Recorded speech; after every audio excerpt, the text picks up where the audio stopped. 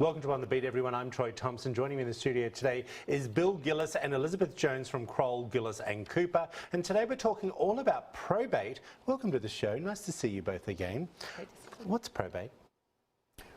Probate is a process in Mississippi to have your last will and testament deemed to be valid by the Chancery Court, and then the court appoints an executor and administers the probate process, notification of creditors, and ultimately the disposition of your assets as the will directs.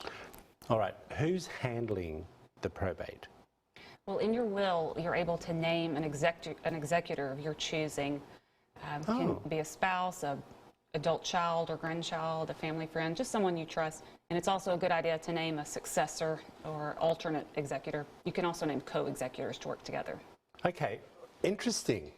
What are the main responsibilities of an executor? Well, the primary responsibility of an executor is first to do what we call marshal your assets. Gather up everything that will be administered in your estate and safekeep it and take care of it for the probate period.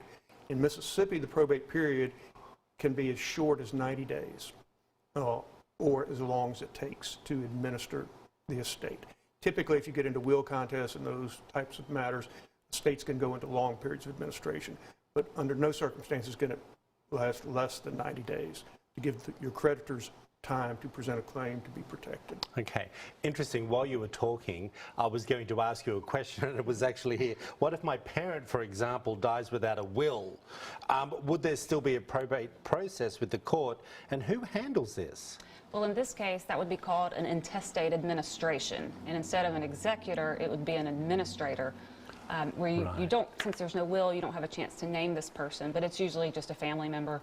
And then in that case, you would need to find the other heirs. Instead of having named beneficiaries in a will, it just goes by the heirs at law. So next of kin. Right.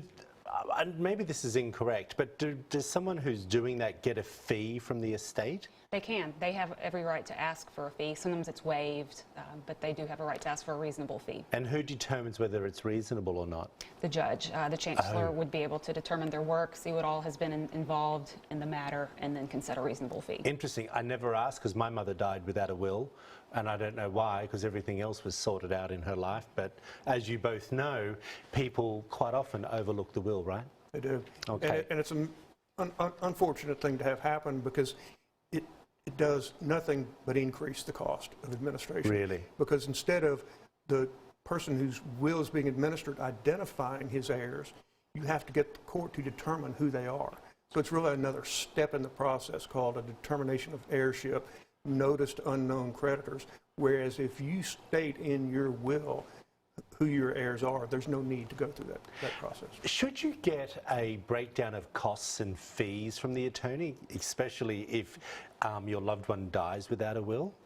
You can. There's usually a pretty good idea of what it might cost depending on the quantity of assets, number of family members, and the complexity of those relationships. However, it is hard to estimate. Yeah, of course, I understand. And Troy, the way that's done is when the estate is finished, you do a petition to close the estate and discharge the executor or administrator.